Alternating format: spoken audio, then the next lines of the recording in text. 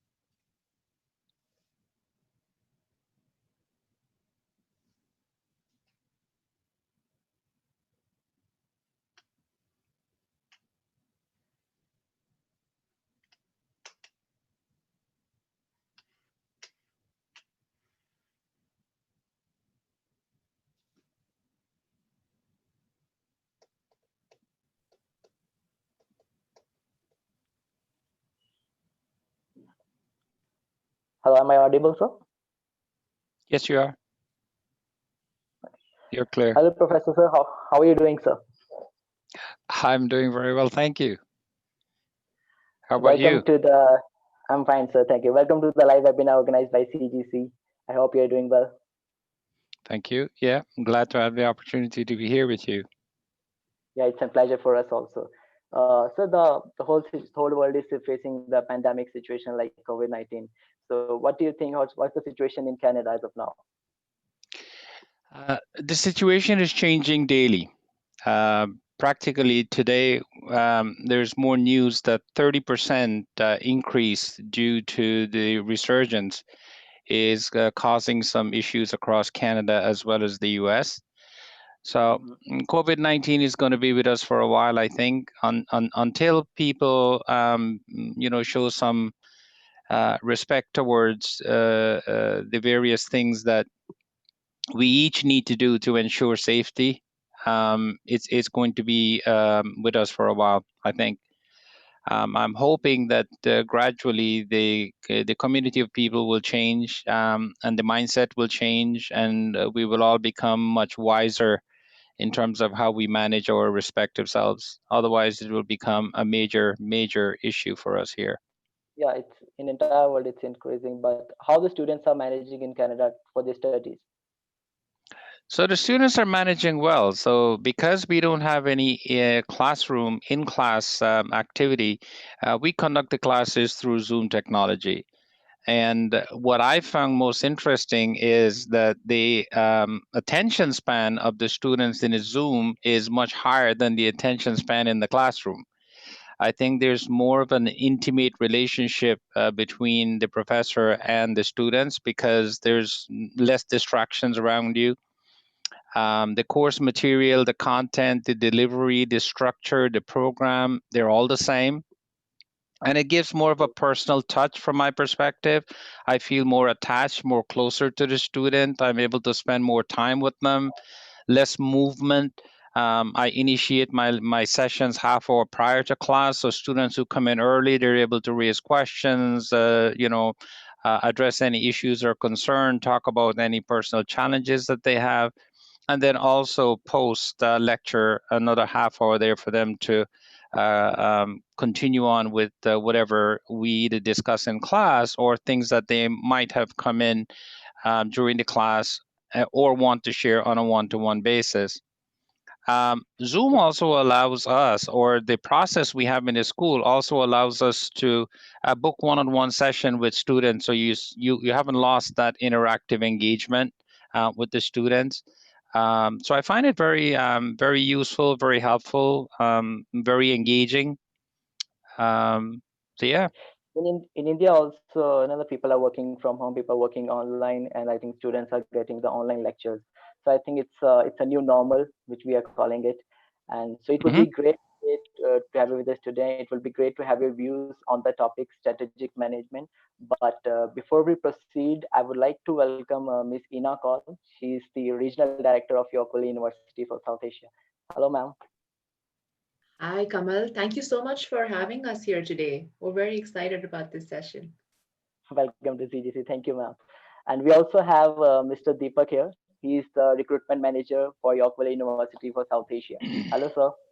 Hi, Kamal. I hope you're doing well and all the students are safe and healthy. Yes, we are doing well. How are you? How are you doing, sir? I'm very well. Thanks for asking. I hope you're doing well too. Yes, sir. Same well. So now I request Professor Joe to proceed with presentation on strategic management. Okay. Thank you, Kamal. Let me switch and share my screen here and let me know. And I also request the students if you have any questions or you after the so professor, you can.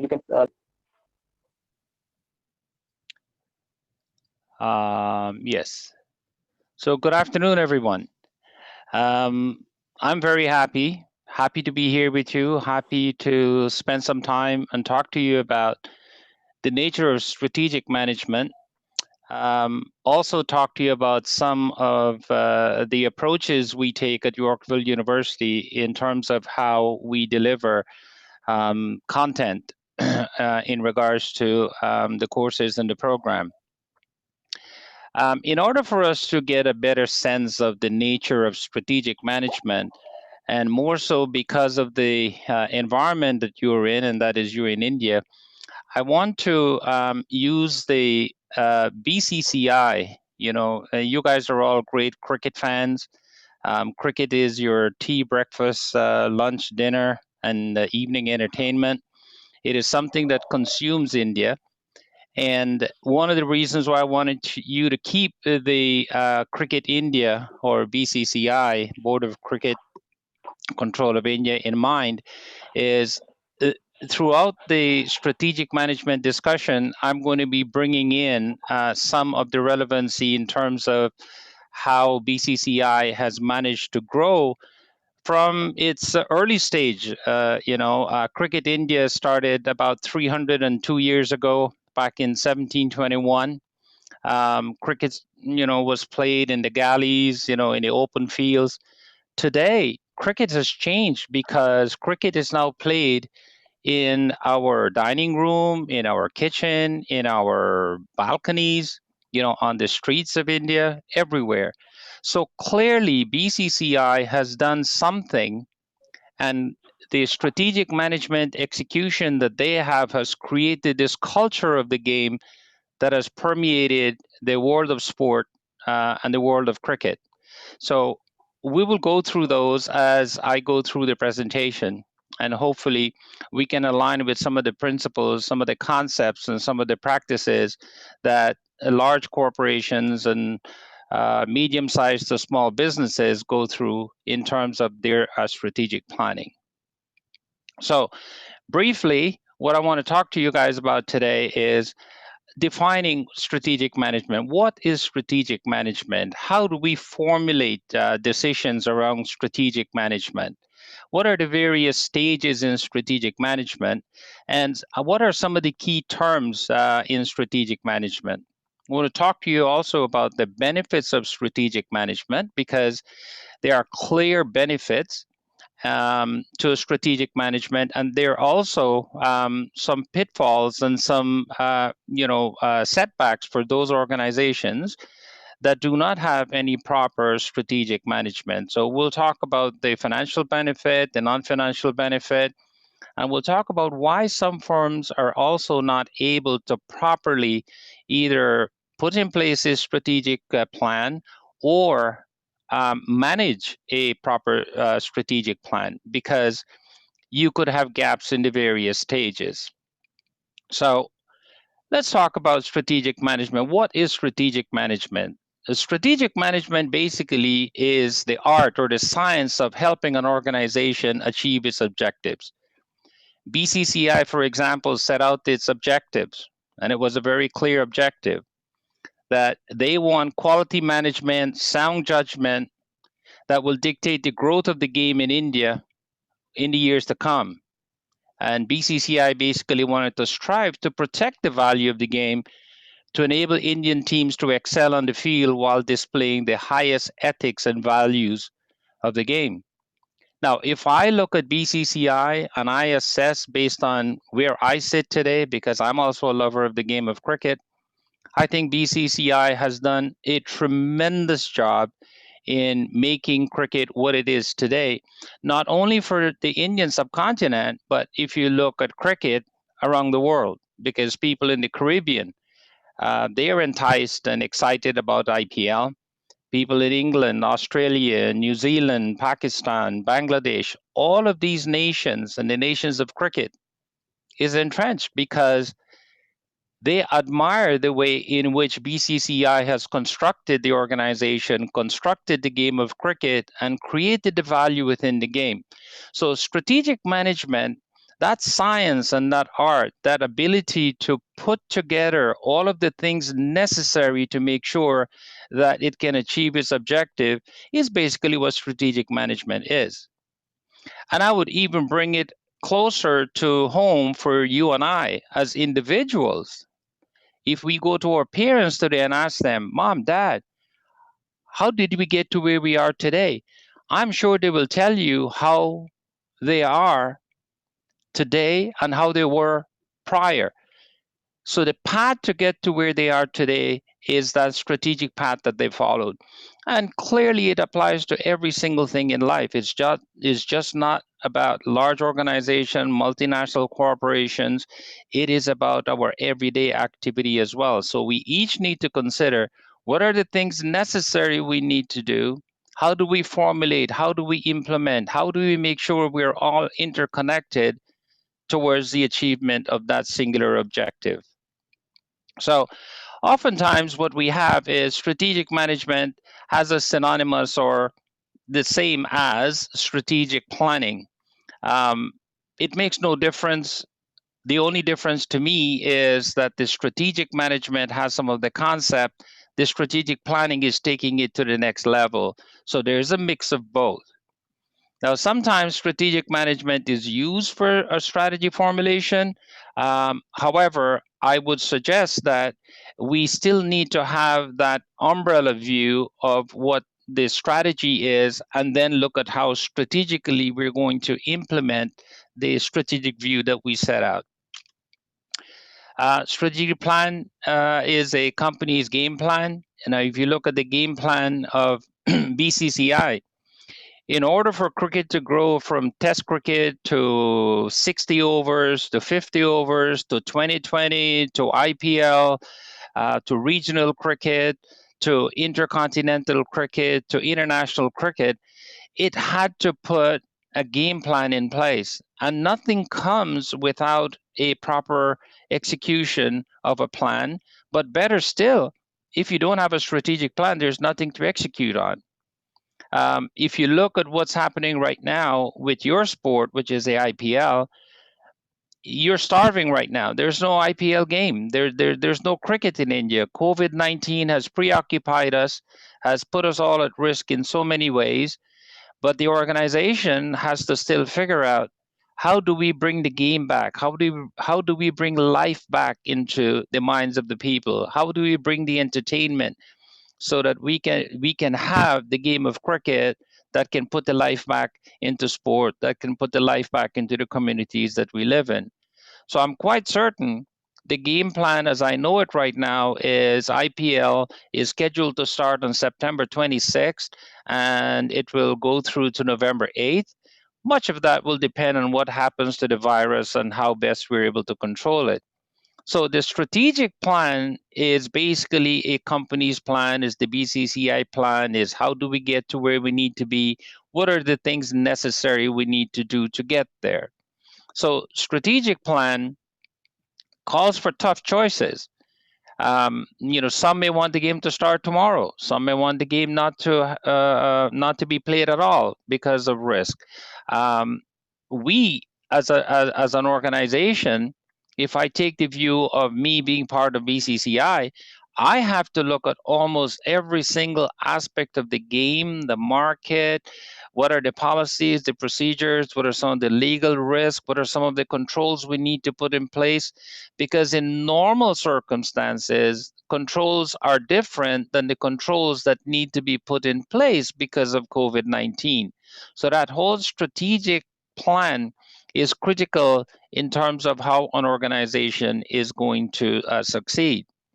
So strategic formulation decision then is if we have to look at the game itself, what new business are we going to enter? If you go back to the origin of cricket, that was just test match being played, the move to 60 overs, move to 50 overs. Some of you may or may not, realize that the one-day game was actually a 60 over game. That's how it started, then moved to 50, then in some cases to 40, reduced now to 20. You have to figure out what is the business you're entering into. If you take a look at cricket again and outside of India for a minute, had it not been for Kerry Packer, the media magnate in Australia, we wouldn't be having night cricket today. Night cricket was basically a Kerry Packer invention back in 1977. And because of that, the game has changed for us. So what business you're entering into, what do you need to abandon, whether to expand operations, how to diversify. Even the player diversification becomes a critical element in the game of cricket, because not all players are test players, not all are one day player, not all are 2020 over players. So organizations have to kind of figure out how to expand and how to diversify within their operations. Do you enter the international market? Now, BCCI has not entered the international market, but what it has done is created an opportunity for international players to enter the Indian market. So, as a strategy, BCCI has expanded the game beyond the boundaries of India to also include cricketing countries. So, when you have cricket players like Gale, he's an excitement. Yes, he's being paid a fee, but at the same time, he's generating revenue, he's creating excitement. So that whole international market has to be looked at in two different ways. Whether to merge or form a joint venture, companies have to figure out, am I going to do this alone? Do I need to create a partnership? Do I need to align myself with someone? And how to avoid hostile takeover, because we all know that companies get bought out, or companies get consumed, or strategic partners are being created. All of these forms of strategic decisions enable a company to achieve its objectives.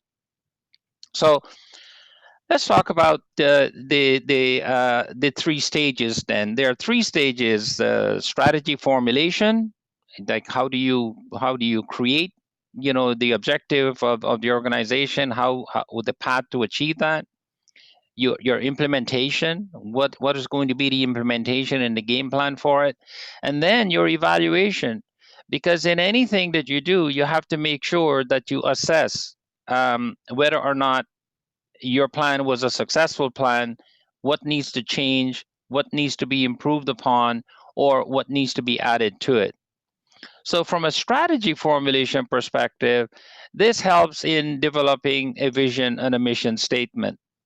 And I have to tell you, as a business professional, in my entire 36 years career, I have never seen a mission statement that is as long as BCCI mission statement. BCCI mission statement is 75 pages. It's an amazing documentation of the intent of cricket to India. Now, as an organization, as large as BCCI, with its mission, with its goal, the objectives of creating a sport entity for the entertainment of close to 1.3 billion people, absolutely, I can attest for the 75 pages. But developing a vision and a mission statement is very critical to an organization.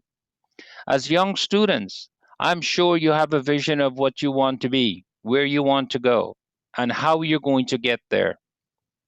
So, whether you are in your personal life or an organization as big as BCCI, everyone needs to have or develop a vision and a mission statement. Strategy formulation, again, identifying an organization, external opportunities and threats. Look at what are the things that are going to pose a threat, or where the opportunity lies. If you look at BCCI as an example, if Indian cricket were to remain with just the Indian players, and I'm talking specifically about IPL, it might not be an internationally viewed game because the interest of the game may be restricted. But when BCCI looked at incorporating international top players into the IPL, it created opportunities for significant revenue growth, for viewership, for recognition of the sport, for broader entertainment. And it was not threatened by other organizations trying to take away the entertainment revenue or the entertainment package that comes with the game of cricket. You have to determine your internal strengths and weaknesses. Constantly assess, what are we doing right? What are the things that we need to do differently? You have to establish long term objectives. And along with that, you should also have short term objectives. I tell students who attend my classes, if you're attending a university and you're in your first semester, the very first thing you should be able to tell me, what is your short term, mid-term, and long-term goal? What are your objectives? What are you trying to achieve through this program? To think at that level, you are then able to understand and appreciate a large organization putting together a short, mid, and long-term objectives in terms of what it wants to achieve. Generating alternative strategies. You have to look at constantly changing dynamics around your business, changing dynamics around you. What are the alternative strategies you're going to put in place? BCC has to think of alternative strategies because of COVID 19. Large corporations, small businesses around the world affected by COVID 19 have to look at what are the alternative strategies I need to put in place in order to manage my way through this significant pandemic that we're living in. Choosing particular strategies to purpose, yeah, you have to make sure that the ones that you're selecting are the ones that are going to get you to achieve your goals. Implementation. If you have a strategy and you don't implement it, it is equal to not having a strategy. Jack Welch, the former CEO of GE Capital, he was a virtual mentor of mine. I admire him very much indeed. And one of the things that he stressed on in his business management teachings is a company without strategy is a ship in the ocean without a pilot. But a company that has a strategy and has a pilot can still not get to its destination if the implementation is not there. So you need to understand, what are the objectives, what are the devices, what are the things that will motivate the sailors to make sure that we can overcome any challenges. What are some of the things in BCCI as an example? What are the cricketers? What are the players? What are the various, regional organizations? How are they preparing? How are the employees motivated to support the direction of the sport? So we need to look at all of those things. It is often called an action stage. Really, what that means is that's where all the action takes place. You have a strategy, and now you're taking the strategy and you're putting it to work. Okay. And strategy evaluation, you have to be constantly looking at what is working and what is not working. And I'm sure if you look at BCCI, as we keep that example in mind, there has been so many changes over the years in Cricket India that it had to make strategic changes because some things were not working well.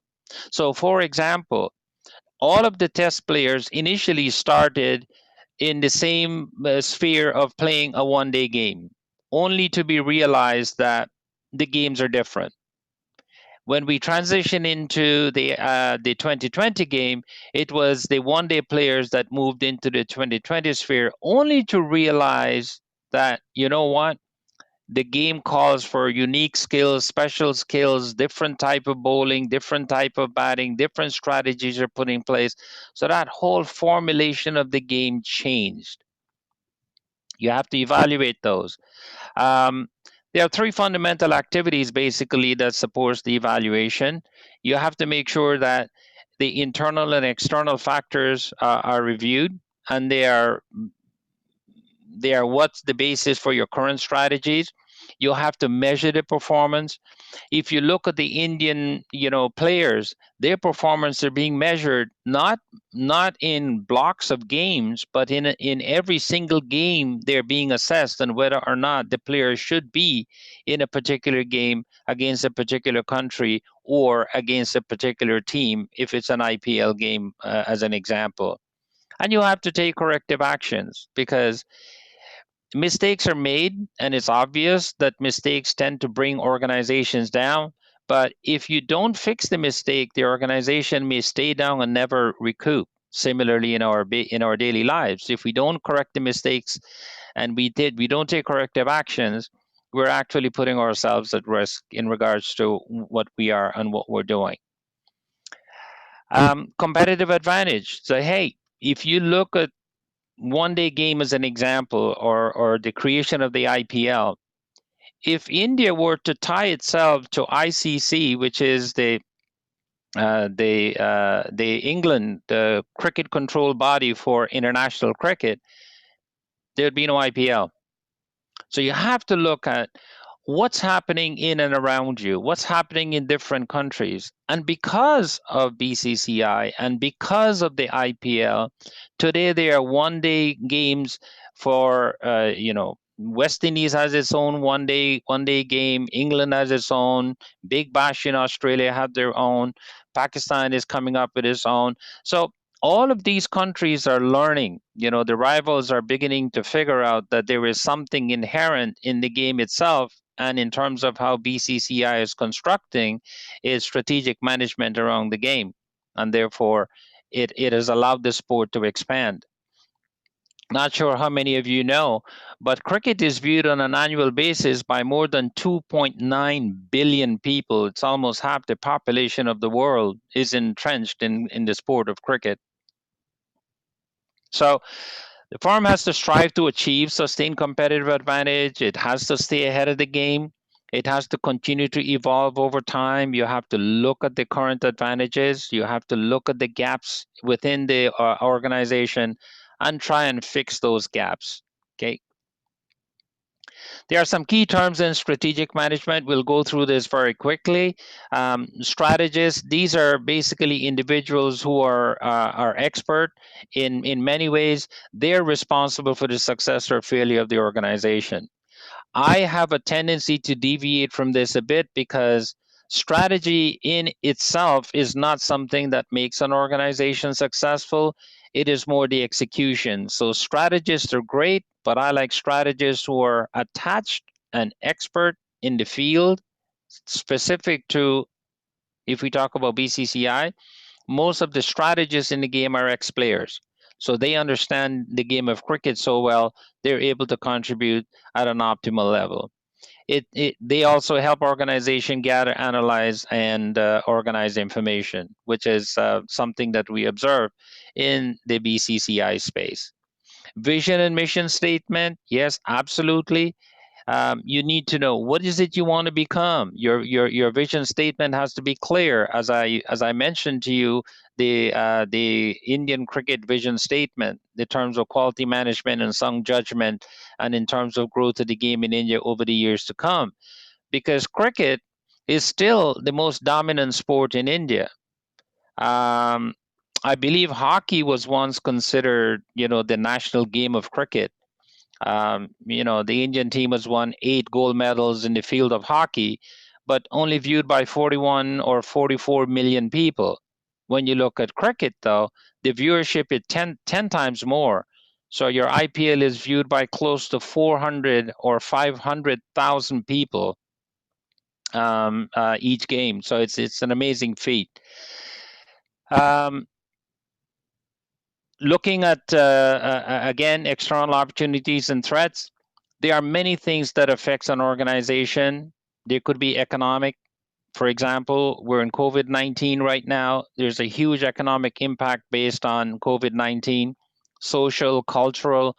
The Indian culture is very different than the culture of many nations, but the game of cricket is a common game. Yet it's played in so many different ways. There are so many different cultural aspects to the game itself that promotes it. Environmental, political. The government of India has been in and out of cricket for many, many years. There are legal issues, governmental challenges, technological.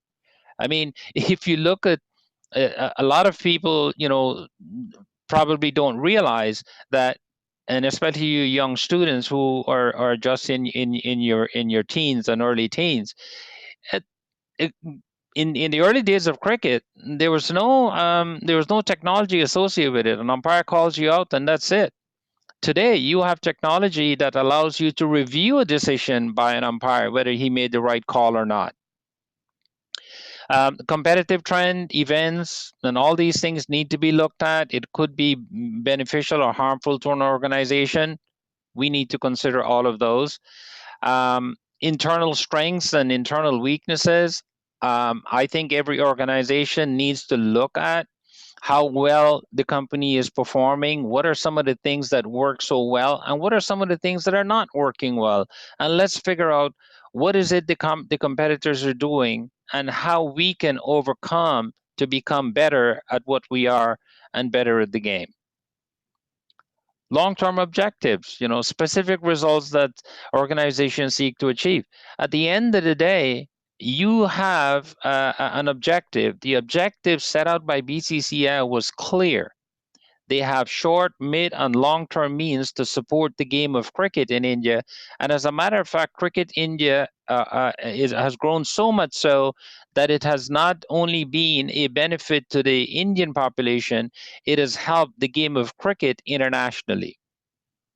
The objective, and again, it has to be measurable. You have to constantly look at how well are we performing.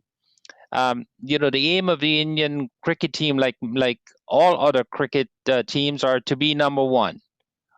And I have clearly viewed over the years how India has evolved from a number 4 team to a number 2 and a number 1 that interchanges depending on seasonality and how the game is played in other region. So the long-term objective should not change. The nuances, the things that allows us to get to that objective needs to be looked at, and we need to be looking at those things on a constant basis. Okay. Strategies, basically, the means by which the long-term objectives are achieved. We already spoke much about that. Annual objectives, you have your short-term, your mid-term, and your long-term objectives. You need to look at the policies. What are some of the things that you need to change? What's working, what's not working? And it has to be on an annual basis at the bare minimum. Some organizations look at the policies in a quarterly basis, on a semi-annual basis, but most organizations have a tendency to view that over an annual period. Benefits of strategic management, I got to tell you, even in my personal life, in order for me to achieve the goals I set out for myself, for my children, I had to put a plan in place. Strategic management allows you as an individual or an organization to be proactive in shaping your own future. If you want to become an engineer, you don't wait until you're 59 years old to figure out, what, I think I need to do these things to get there. You have to put a plan in place. Determine what is it you want to become as part of your vision and your mission, and put the plan in place to execute on it, individual basis or a corporation basis. It allows organization to initiate and influence, absolutely. Can you imagine the influence that Cricket India has on the entire game of cricket, when the influence of cricket basically came from the United Kingdom or from England, if you want to call it that? That has shifted now, because anytime we talk about cricket and we talk about the evolution of the game, you don't go back to England, you look at India. So all of those things are beginning to shape the organization, shape the future of the game, helping the organization achieve their objectives. So in the planning stage, you basically allow for enhanced communication. There's dialogue on participation. Many years ago, Indian cricket or the board of cricket was dealt with by a few members. Today, it's expanded to many members, including cricket players. We talk about the improved understanding of what the firm is doing, how it's planning, why it's planning, and then the implementation strategy and the teamwork that helps you to get there. And obviously, at the end of it, you need to have the results that is being assessed by the managers. Have we really achieved what we set out to achieve? And are everybody on board in terms of getting us through to where we need to be? So the planning is very, very critical. Financial benefits, absolutely. If you look at BCCI, it has become one of the most profitable franchise in the game of cricket. I believe, if I am correct, the revenue that BCCI has looked at is about 2.7 um, $2.7 billion is the franchise, and the annual revenue is close to $500,000 US, which is quite significant compared to what it was many years ago. So had it not been for the strategic management, the execution of those strategies, reviewing, analyzing, assessing, trying to figure out what works, what doesn't work, how to implement certain changes to it, Indian cricket would not be as profitable as it is today. Viewership for the game has grown. It's become very profitable. Television revenue is huge. Commercial revenue is huge. International revenue is huge. High performance form tend to systematically plan to prepare. Absolutely. You have to constantly oil the wheels because that becomes very critical in terms of success. There are lots of non-financial benefits as well, guys. Improve understanding of what the competition is doing, how well they're doing. Employee productivity, something that has to be measured and helps to determine how well we're progressing towards that. um, Reduce resistance to change, clear understanding of performance reward relationship. All those benefits come into play. Something briefly I want to touch on as well is why some firms do not do any strategic planning. Clearly, they don't have the training, they don't understand and appreciate the benefits of planning, they don't realize the monetary reward that comes with it. Nobody tells you to do it, therefore you don't need to do it. Everybody is busy trying to figure out what to do, what not to do. There's a fire here, something is not working there, let's fix this, let's fix that, but not looking at the umbrella form. And many leaders will tell you that it's a waste of time. We don't need to go do that. Go and ask the question of those companies that have had no strategic planning, how well they're coping with the COVID crisis. And then you will know how important strategic planning is. Some of them are lazy, basically, or too cocky, confident. There's an example of Apple. Apple felt very much in control of its own destiny because of the US market and the growth in the developed countries, ignored the Indian market largely. And what happened? It has lost the opportunity to be a number one player in a large economy such as India. Pitfalls, we talked about many of these. Basically, what it is strategic planning. It helps you to gain control, and if you don't do that, you're going to lose control of your organization. Fail to communicate plan to employees, employees will not understand, and they will therefore not help in some ways to achieve the objectives. Basically, failing to use plan and standard and measure performance, you don't have anything set, and therefore you're not able to perform those specific measurement that helps you to understand how the organization is progressing. Again, some of these, there are lots of these. I've put a few here for you guys to have a view at. But one of the points I want to stress on here, when you become so engrossed in the current problem, and it tells you that there is inefficient or no planning, because if there was a plan in place, then you wouldn't have been in such current problems. Um, and being so formal in planning that flexibility and creativity are stifled, you have to get engaged. You have to engage your people as well. So at the end of the day, if you look at strategic management, guys, it helps you to gain and sustain competitive advantage. It helps you to identify yourself with the nature of the business that you're in and the market that you're in, helps you to grow, helps you to prosper, and helps you to fend off all of the nibblers who are trying to take away from your business. BCCI has become a dominant figure in the world of sport. It's rich, it's powerful, it has a rich culture. It continues to grow, continues to attract viewership, and it has become part and parcel of the lives of Indian people, as I'm sure you will agree with me, that without cricket, probably there'll be no India.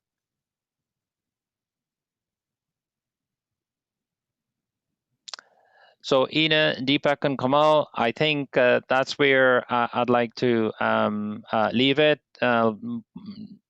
Put it out to anyone that has any questions.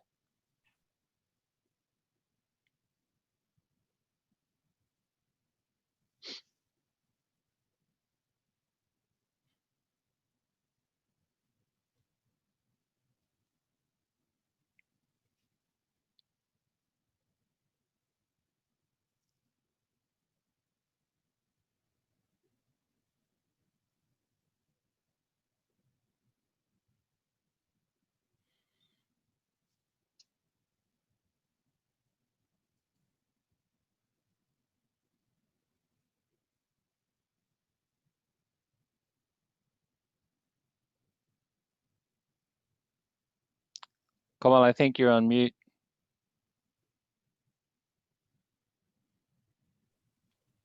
Now am I audible, sir? Now I can hear you.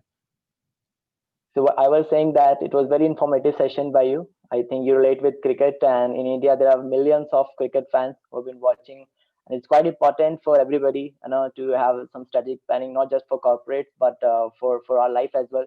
So just planning is not important. I think execution also equally important. Yep. And in context of this, I received few questions from the students. So the question Okay. is, what are the major career prospects the management students can avail?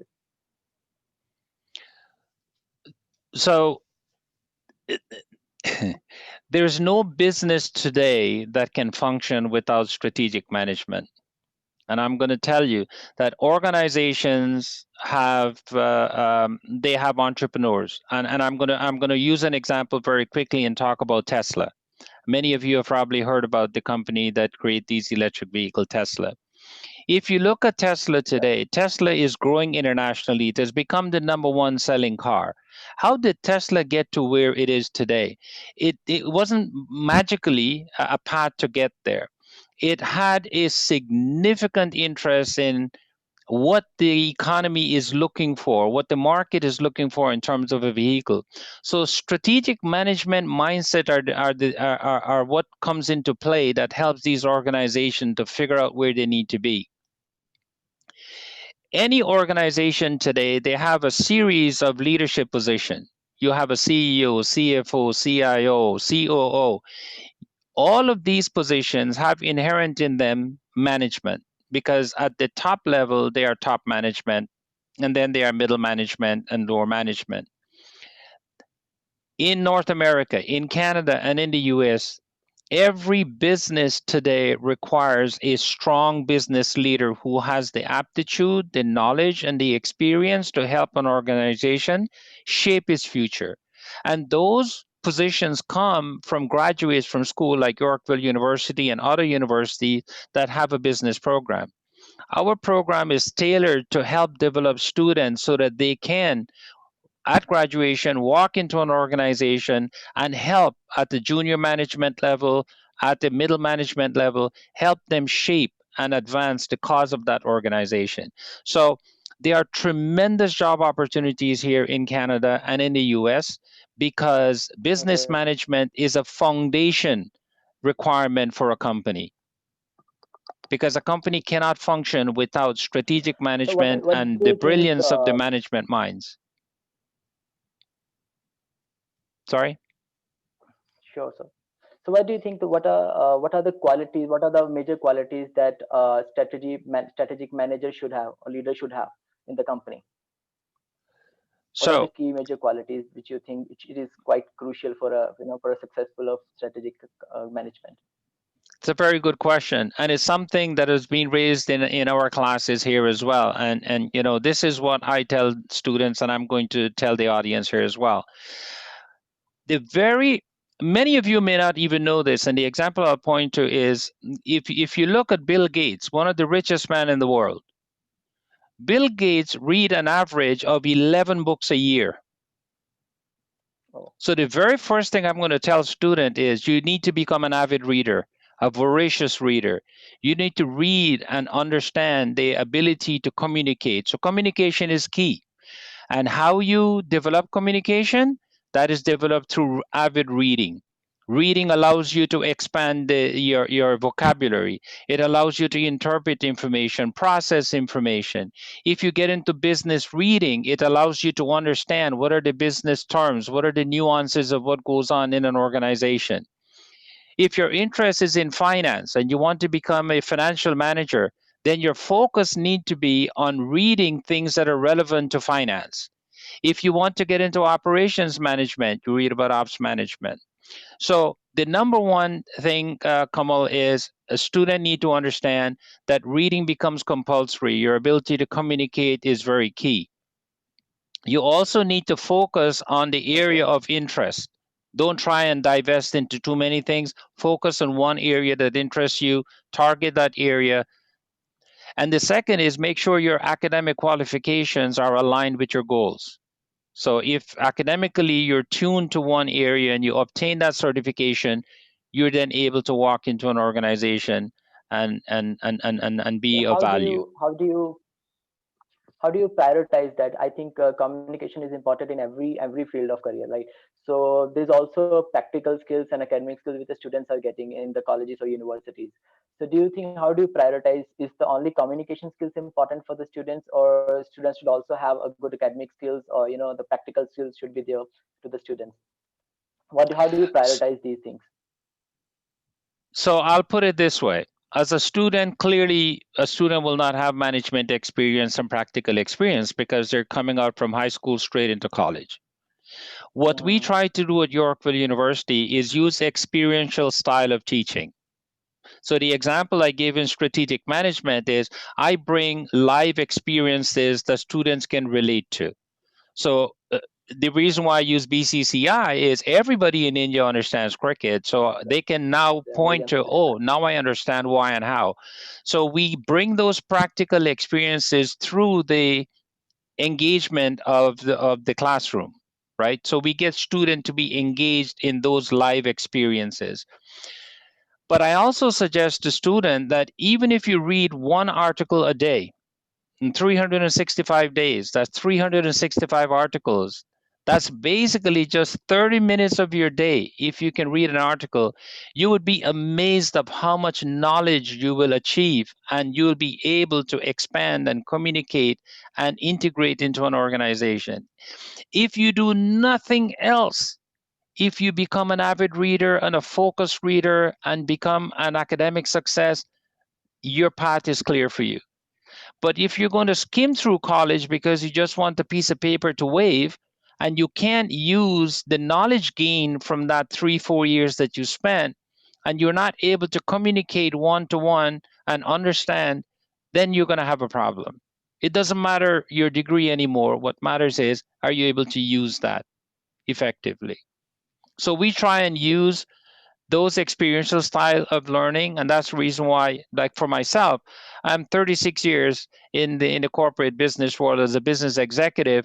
I bring all the global experiences so students are able to relate to it, because I can pull those live examples and help in the concept and the principle. Okay. So But I think there Kamal, are a to lot wrap of it up, in India. no, I was just going to say So one, students have a just one more question. responsibility to themselves.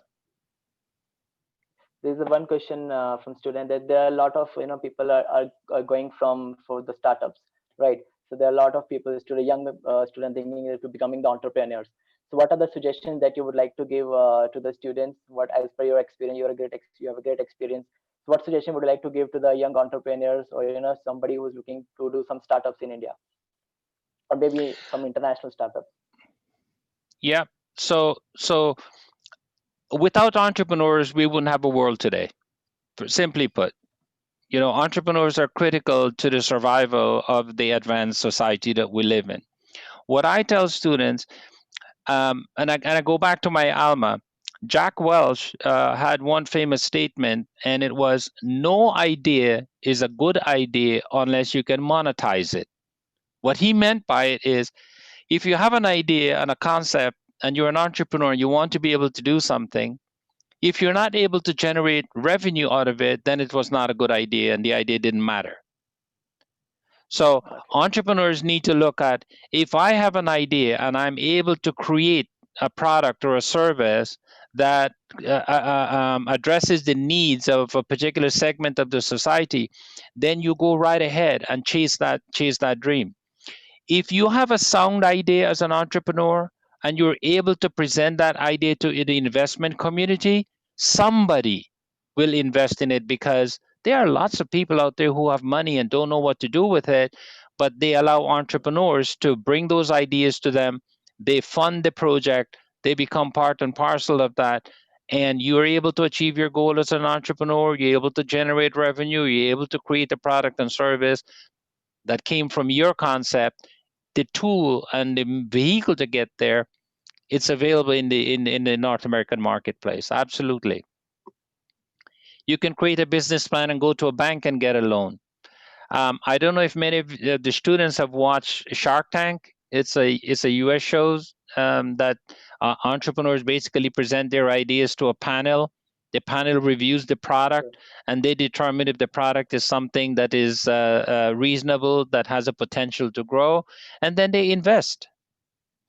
Right, so there are tremendous opportunities. We're an open society in Canada and the U.S. Capitalist. We're a mixed market economy.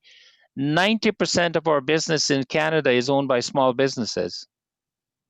So the opportunity for entrepreneurs are tremendous here in North America. Tremendous. In India also, there are a lot of startups are going on. In this, Yep. there are a lot of planning, there are a lot of startup. Even the government is supporting the young entrepreneurs in India as well. So I think these are Absolutely. the questions which we have received from the students. So it was a great session. It was a great informative session by you. I request Deepak Mehta and Ina Kaul to proceed with the University of your university presentation. Okay, Okay, so great. let me Oh, can do that there for you. thank you. There we go. Okay. Uh, well, thank you so much. And first of all, good evening, everybody who's tuning in today, for this presentation. Thank you so much. Thank you so much for joining us. I really hope you found the management tips and the real life experiences shared by Professor Joe Saunders useful. Well, I for one did, and I'm really sure to put a strategic plan in place, not just for myself, but also for my team, and really sort of help achieve, our professional objectives better. So thank you for that, Professor Saunders. Now, that all of you have gotten a glimpse of the academic side of things here at Yorkville University. So let us quickly then, glance through a few other elements that may help you decide to come and join us here at Yorkville University via a very special pathway that I'm going to talk to you about in detail a little bit later. Sorry, just give me 1 second. Okay, so as you can see, and a lot of this has been covered by Professor Saunders already, how kind of Canada creates, so many or presents and so many opportunities for so many young students, whether it is, for people who are looking to start their own small businesses and so many other things. And of course, things like, I think it's not a secret anymore that Canada is consistently ranked in the top 2 countries in the world, year on year, sort of ranked as the best place to live, and by far one of the safest countries. Canada is also, has been ranked one of the best on the quality of life rankings.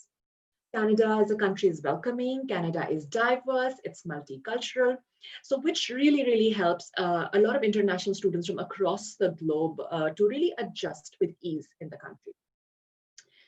Also, in light of, the current situation that's happening around the world, Canada is more empathetic and, among a lot of other countries. So basically, we're typically not a country to discriminate basis on religion, caste, ethnicity, age, things like that.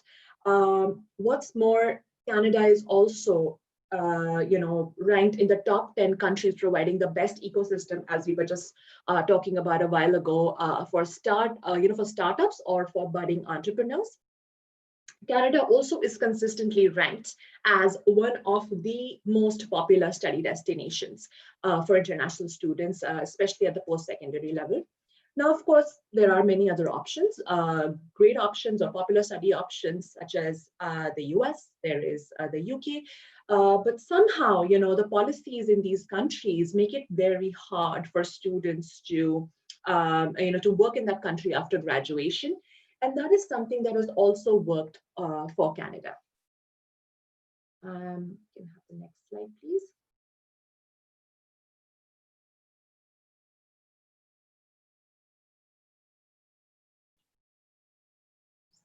So Professor Saunders, can I just request you for the next slide? Thank you. So if you could just go back to the Vancouver slide, please. There we go. Thank you very much. Okay, so just for those of you who do not know, Yorkville University is a large transnational university, which basically means that it has a presence in 3 different cities in 3 different provinces of Canada. First up, as you can see, is Vancouver. So Yorkville University's West Coast campus is located here in this beautiful city of Vancouver. Its stunning landscapes, its picturesque mountains as the backdrop frequently rank Vancouver as one of the world's most livable cities. And for those of you who cannot bear the bitter cold, this really is the option for you, or this is going to be your city. Um, in this bustling city, our students can study as well as enjoy the great outdoors. And as part of Yorkville University's expansion plans, we have recently also opened doors to one of our largest new campuses in Vancouver, and you can read up all about it on our website. And moving forward, yes, what is really better, than studying in our central campus here in Toronto? As Canada's economic heart, Toronto is ranked 4th out of 30 global cities as per PwC's annual Cities of Opportunities guide. It is a city which is vibrant, it is a city that has a rich culture, has abundant work opportunities for students. And Professor Joe Saunders also teaches here at the Toronto campus. Of course, we have a third campus in Canada, which is in Fredericton, New Brunswick. However, that campus only has online programs, so I'm not going to be covering that today. And going forward, yes, at this point, I'm going to stop and invite Deepak Mehta to please come and pass on the baton to you. Thank you so much, Ina, for talking about the campus. And thank you so much, Professor Saunders, for giving a great presentation on strategic management. I'm sure it was useful for all our students in India. So basically, I'm going to talk about why study at Yorkville University. So there are several advantages of studying at Yorkville University. And first and foremost, I know a lot of international students who comes to Canada, they try to fund in their living expenses by working part-time. So of course, it won't be wrong to say that we facilitate part-time work opportunities. And how we facilitate part-time work opportunity is, we have courses which are scheduled in such a way that you can maximize your off-campus work hours. So if you talk about Canada as a country, you're allowed to work 20 hours a week. And if you're on a break, you can actually work for 40 hours a week, which is full time. And then we have accelerated degree program. So all our programs, which includes Bachelor of Business Administration and Bachelor of Interior Design, these are 4-year degree equivalent program. However, Bachelor of Business Administration program, the student can actually finish in as few as 2.5 years. Bachelor of Interior Design, it only takes about 3 years to finish the program. And the best part about the program is that you actually learn a niche skill set. Because with Bachelor of Business Administration, we have 4 different specializations. So we have project management, we have supply chain management, we have energy management, and we have accounting. Our program in project management is PMI accredited. Our program in accounting is CPA accredited, especially for those students who actually wants to become an accountant in Canada. So similar to what we have in India, like chartered accountant, we have chartered professional accountants of Canada.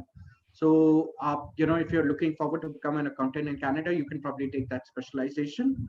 But, whichever program you get into, you actually learn a niche skill set, which helps you to get into the workforce immediately after you finish the program. Then the next thing I would like to talk about is all our programs are approved for a postgraduate work permit for up to 3 years. So once you finish the degree, you can actually apply for the postgrad work permit. And then if you like, after working for 1 year, you can actually apply for your permanent residency. So again, we usually call our programs a permanent residency pathway programs, because when you're pursuing a degree in Canada, it brings a lot of value to your resume. And when you're applying for the permanent residence, you actually get more points as compared to a diploma program in Canada. Having said that, I'm not a PR consultant, so I would still recommend to get in touch with a regulated immigration consultant in order to clarify all your doubts related to permanent residency. Next point which I wanted to talk about is that we have year-round start dates. So we have 4 terms in a year. We have January, April, July, and October. So that gives you a flexibility to start any time of the year. And we have rolling admissions. So currently we're accepting applications for July intake. And after July intake, we will start accepting applications for October intake. Like Professor Saunders and Ina mentioned, because of the current pandemic situation, a lot of our students are not able to come on campus. So what we're utilizing is the online delivery mode of the classes. And let me tell you that Yorkville University is an 18-year-old university, and we have a 15 years of experience of teaching our program online. So this is not something new that we have been doing. We have been doing this since past 15 years. So we have that technology, we have those resources available to teach the program online. In fact, our students find the classroom, when they're studying online, it is more interactive and they're able to focus more. So next point again, I wanted to focus on is that we have a student assistance, tutoring support, writing lab available for the students, and at no additional cost. Especially for those students, I know some students have fear of mathematics or a particular subject. So if you're a student, if you have a fear of any particular subject, I would suggest relax, because our faculties are there to help you out. In fact, we have a very diverse faculty population.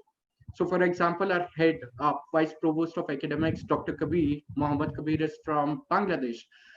Though he has been settled in Canada forever and he's been a Canadian citizen, but we have professors from a lot of professors basically from South Asia region. We have Indian professors from Pakistan, Bangladesh, and our professors are very, very approachable. And they're available right there to help you out.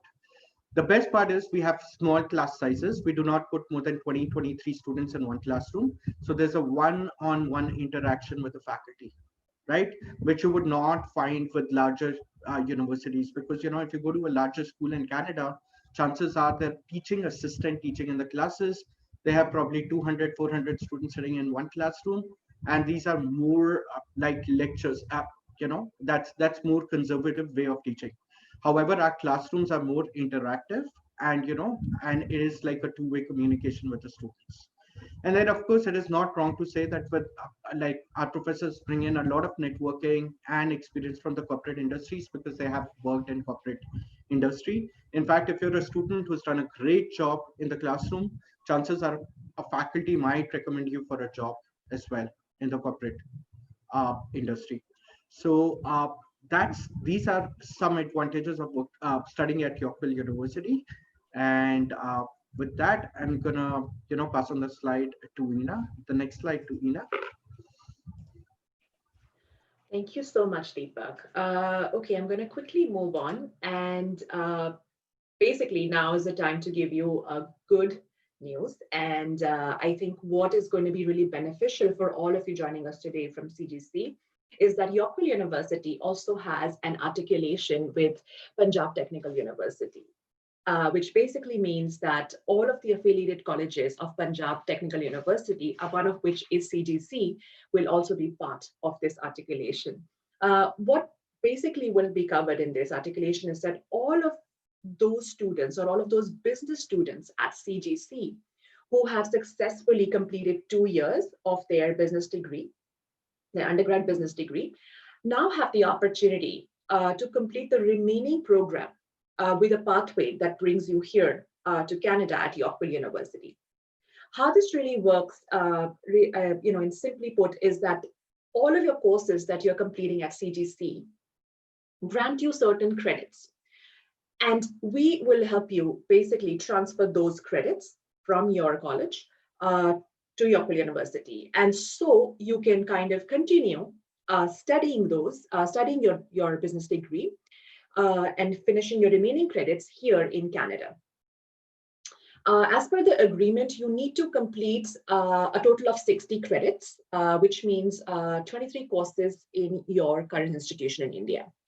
Upon completion of these 60 credits, you can transfer those 60 credits here to Yorkville University, and then complete the remaining 20 credits of the program, of the business program here, which will grant you basically, you will complete the remaining 20 courses here at Yorkville University, equating to about a 63 credit, more credits here. And you have a choice to choose between any one of our 2 campuses in Vancouver or in Toronto. Now, I think it's a great option because, of course, among the many other positives that Deepak just mentioned about Yorkville University or why you should study at Yorkville University, one of the things that I would like to highlight again is that I think anybody who's looking to, any student who's looking to eventually move to Canada, eventually move to Canada to work, to immigrate, our program makes you eligible for the postgraduate work permit of up to 3 years. Now, which basically means that after completion or after your graduation, you can continue to live here in Canada in whichever city you want to live in, and until, of course, you apply for your permanent residency. So now in this articulation, instead of any of you wanting to complete full 3 years here in Canada or 3 to 4 years of undergraduate degree here in Canada in any institution, which can really sort of add a lot of financial strain sometimes, because of the international tuition fee being on the higher side, you can now achieve the same in half the time and half the money with this articulation. Of course, there are certain prerequisites for, in order for you to be eligible for, for this pathway program. And some of it is mentioned here. So basically, we're looking to have a minimum of a 2.0 GPA on 4 as a bare minimum. And of course, then there are certain other entry requirements, which I think I'm going to again hand it over back to Deepak to take you through those. But I just, before I, again, pass on the baton to Deepak, I just want to thank each and every one of you for joining us here today. And Kamalpreet and your entire team at CGC, really thank you so much for giving us this opportunity today and, organizing this event so beautifully, so smoothly, and giving us this platform to interact with so many bright minds at CGC. So thank you again. And Deepak, over to you. Thank you so much, Ina, once again. So talking about the admission requirements, see, the admission procedure at Yorkville University is super simple. So we just require a copy of your passport, a clear scanned copy of your front and back side of your passport. Then we would require your 10th and 12th mark sheets, like a grade 12 transcripts. And then other than that, what we require is your 2 years transcripts from CGC with a brief course syllabus so that we can map the credits. Last but not the least, we require one of your English language test. It could be IELTS. If you're taking IELTS, then we require overall 6 with no section less than 5.5. If you're taking PTE, Pearson Test of English, then for Toronto campus, our requirement is overall 55. And for Vancouver campus, our requirement is overall 58. Then you can also write TOEFL. The requirement for TOEFL is overall 80. And last but not the least, because of the pandemic situation, we have also started accepting Duolingo English test, which you can sit at home, at the ease of your home, you can write Duolingo English test. And the requirement of the same is between 85 to 100. So majorly these documents are required. And once you have all these documents in, you can submit your application. We'll be more than happy to review your application. Our admission team is super quick. Usually we release the offer letter in 3 to 5 working days.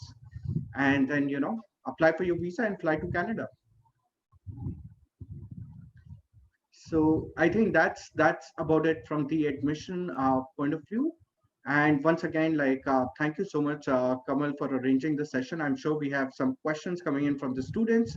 So I will be more than happy to take those questions now. It was very informative. I think all the questions are being clear, but I have one question: that is there any scholarship that you are offering to CGC students? So we do have a scholarship, Kamal, for all the Indian students. So we accept all our applications through Apply Board, and if those applications are coming via Apply Board, then we have a scholarship for up to $10,000. However, this $10,000 scholarship is prorated based on the number of credits the student's supposed to do. Assuming that the student would have finished 50% of the program in India, uh, and since the scholarship will be prorated, I'm assuming that most of your students would qualify for a scholarship of around $5,000 for the remaining half of their program. However, and the scholarship letter will also come along with the offer letter. So the student has to submit an application. We don't need a separate application for a scholarship. And once you receive an offer letter, you will also receive a letter. Like within the offer letter, you'll also have a section that will talk about the scholarship. Sir, in India, there are like the colleges are offering the campus placement. There is a trend of campus placements. So how about in Canada? How the students after completing the final year, how they find the jobs over there? Is your campus gonna help them, or they have to find their own? Ina, would you like to take that question? Sure.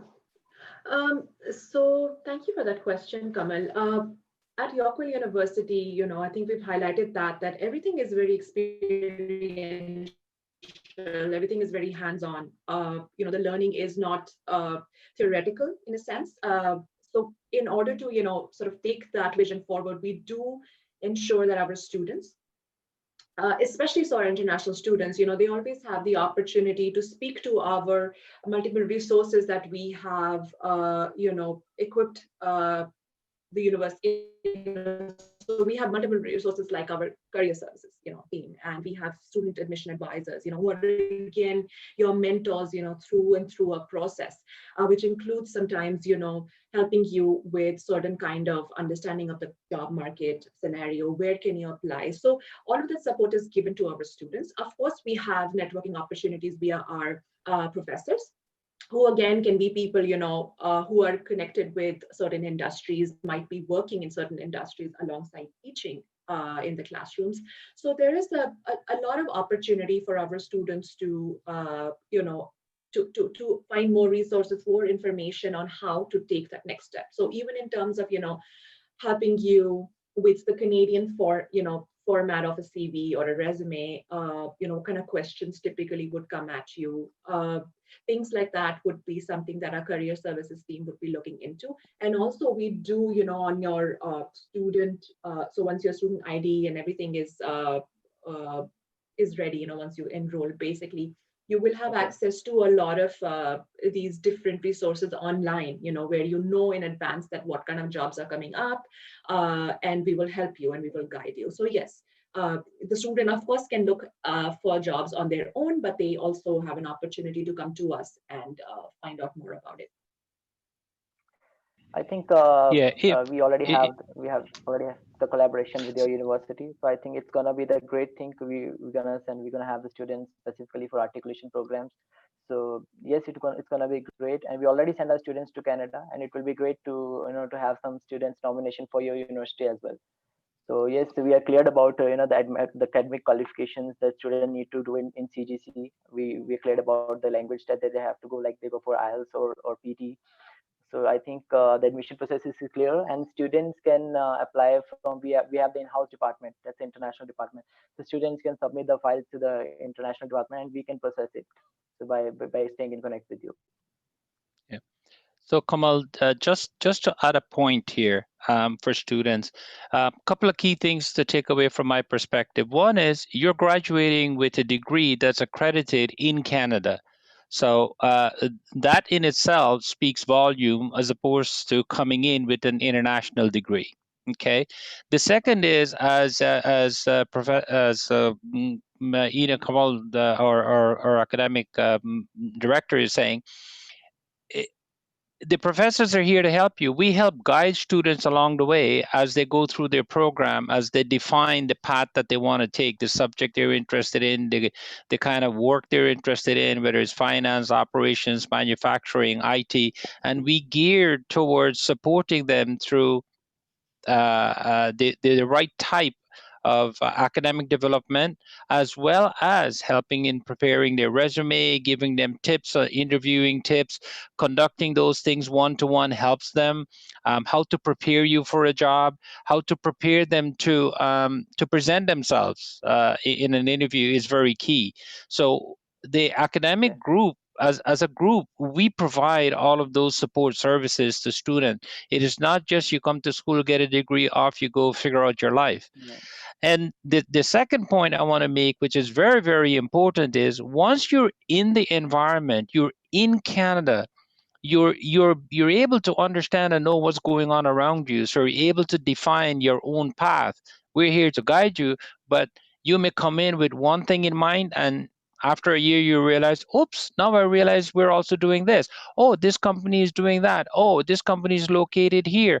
Oh, they're looking for positions in this. And now you're beginning to adjust according to the environment that you're in, and that becomes a powerful asset. Okay. So I think once a student reach to Canada, he's going to have the great exposure with a lot of students. They're going to have the great contacts, which can lead to have a good career over there, to find the jobs or maybe any challenges that he's gonna face.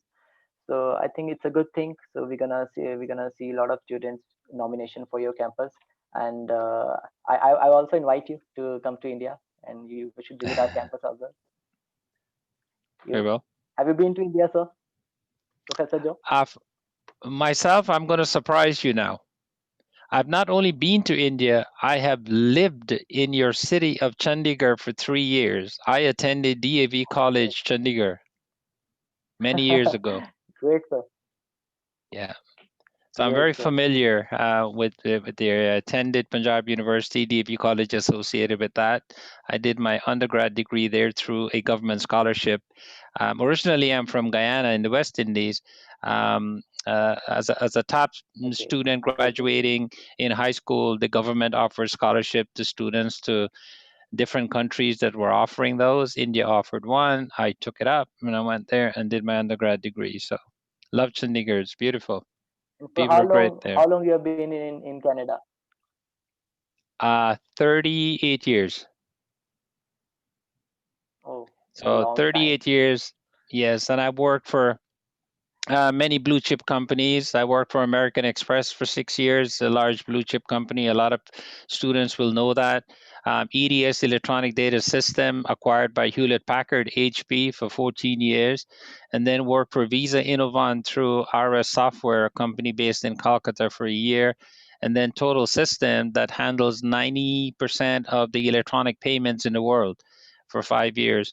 And then came back and consulted with CIBC, consulted with Capital One, and decided to come to teaching, which is, once again, I'm re-entering the field. I want to be able to share the knowledge and experience that I have along with the academic. There's the practical experience. So back to what Mrs. Kamal was saying, students have the distinct advantage of the diversity in terms of professors that we have, and how we construct the course, how we conduct the course, how we encourage and help students develop. It's a tremendous opportunity. It's a great thing that you have a great expertise of experience. You have a very rich experience in practical in academic skills as well. So thank you so much, sir, for being with us today. Thank you so much, Ina ma'am, and thank you, Deepak sir, for being with us. It was a really nice session with us, and hope to see you Thank you. after the Thank you pandemic. very We can much. see you soon in India. Thank you, sir. Have a nice day. Okay, sometime soon. Thank Thank you, you, everyone. Kamal. Yes, thank you. Thank you Thank you very so much, much. Kamal. Thank you. Thank you. Thank you very much.